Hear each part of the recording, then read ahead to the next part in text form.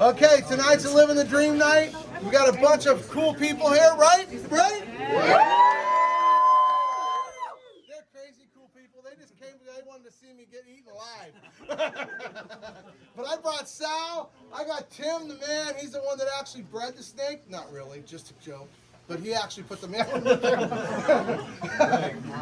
And then we got Mike Hucker. He's got a name Hucker because he gets on a bike and hucks over and flies in the air for how many feet?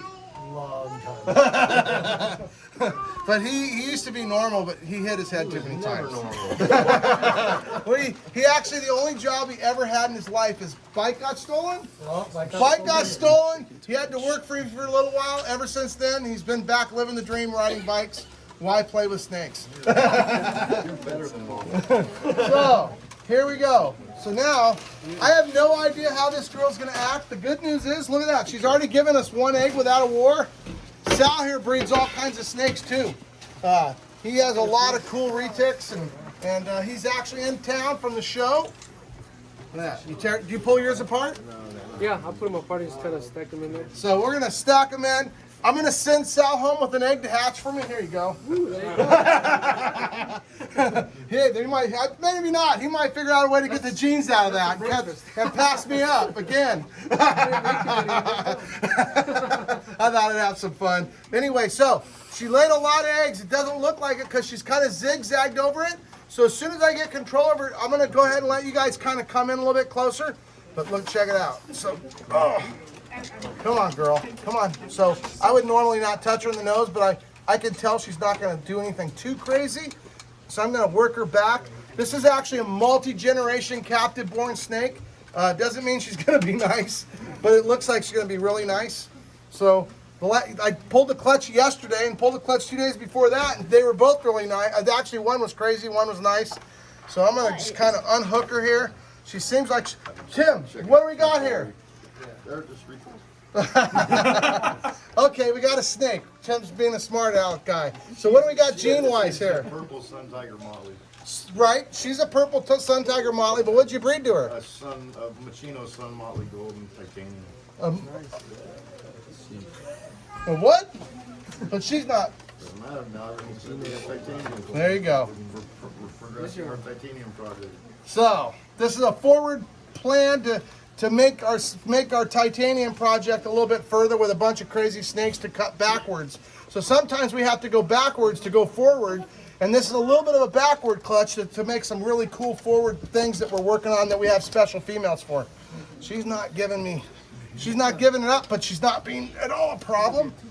Yeah, look at that. She's being fabulous. This is about as good as it gets. Every day I check There we go. the box to try to smoke my face. She likes me. Tim's not so much. Well, we don't grab our snakes ever. Even if they're crazy, we never grab the snakes. We let them do their thing, and it's just the way I do it. It's just different than a lot of people. So you can pull them a lot of different ways. You can actually grab the snake and remove it, but I like to not have the clutch roll around at all. And she laid her clutch a little bit funny, so these eggs are a little bit twisted. And I'm gonna get her off here. Now that's an infertile egg. You can see it's got two little nipples on each end. And the funny part is when you squeeze it, look at that. It looks fertile almost again, but it's not. So all these other eggs, they have like a leather case on them because what they do is they keep growing through their whole period of the, she's like, nope, you're not doing it. And the eggs aren't perfectly stuck together, so I want to get the roll-arounds to make sure they don't roll around, and I can keep the angles of where they are. That one there might have been a rolled over one, but I'm not gonna. There we go. Come on, girl. You want to bite him? Tim said he kept striking at her. She kept striking at him when she was poking at him. She's looking for the. Come on, girl. There's two eggs. Grab that egg right there. So the last thing I want to do is get these eggs to change their rotation. Why don't you want them to roll? Because if the snake's eggs roll, they die. Because especially this clutch has been here all day. So all the eggs, what ends up happening is the embryo floats to the surface. And after that, it becomes attached up there. And so if you roll the eggs around, they literally get crushed by their own weight. And we don't want that to happen, obviously. And that's why they glued together to some degree. This particular clutch is not super glued together. I would take her off, but because they're not perfectly glued together, I got to be a little careful. So there's a bad egg right there. So we'll take that off. And we're getting close to the bottom. How many eggs we got here, Tim? It's quiet in here. 35. Okay. You want to pop that open for me? Mike's got me. Grab that egg right there. That one egg right there. There you go. So the eggs are slightly attached, but not as attached as normal. There we go. There we go. How many eggs we got? 35? I'm gonna say 39. 39. Sal says 39. I think that's a pretty good guess. Whoa. Come on, girl. Okay. There we go. Now, don't try this with a fresh wild-caught retic stealing her eggs. You're going to bleed bad. I bet the whole time Sal's going, what's he doing? Oh, yeah. That snake's going to kill him. But I could tell that she was in a relaxed mode, and I was going to roll with the relaxed mode. So he was going to help out and grab her a little bit, but I just knew that she was going to stay calm, and I wanted her to stay calm. I don't have my knife with me. I was going to show you guys what's inside of one of these, but I'm going to borrow a knife. Check this out. So this is an infertile egg, and what's inside of it now, I'm still trying to figure this out, but I figured out that if you look on an infertile egg, they got this like crust on the outside. I'm starting to think that that little tiny thin crust that glues them all together is actually the same material as they make the yolk out of, because it sticks together. And the funny part is when it dries, it's still breathable. But when you take this stuff out and you actually cut it open, the inside is like the most gluey stuff you've ever seen. Like, he's probably gonna have to throw his knife away after that. But that right there is like, if I leave it right there to dry, I guarantee you the countertop will have a rip from me tearing it off. I mean, a hammer and chisel type of rip. It's really crazy stuff. And so I'm kind of thinking that this thin stuff might even be like the ovary ducts actually created as it comes out. But anyway, so we got a pretty good clutch of eggs here. Let's see how many eggs we got here, Tim. Does that mean my boss gets me a new knife finally? Ah, I gave you a good one. What'd you do to it?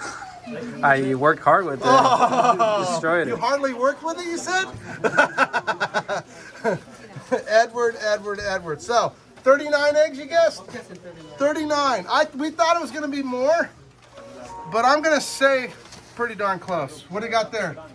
20, 22, 24, 26, 28, 30, 32, 34, 36, 38, 42. I'm glad he was wrong.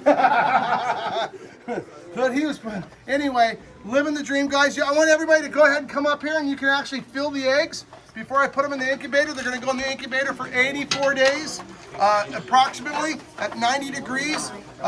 Normally, the mother would stay with the eggs till they hatch, but you know what? The mom would not eat the whole time. It's a lot more stress. The whole time she'd be in the defense mode to attack.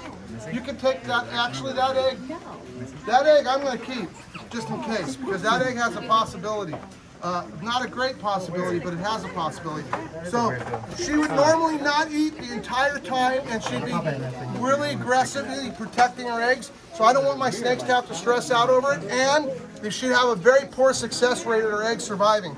But when we put these in a commercial, custom-made incubator, and what you end up with is a lot higher success rate, and there's not going to be bugs. One egg goes bad, we could actually dispose of it instead of being all glued together and then ruining all the eggs and dying. So we want a high success rate, because you know what? There's no sense for her to go through the whole process and not be successful. So you guys want to go ahead and just rotate by and I'll check it out. Everybody out there on the internet, keep living your dream. This is what I love to do. I've been doing it my whole life. Whatever you like to do, find a way to do it, and you'll never have to work a day. Peace out, guys.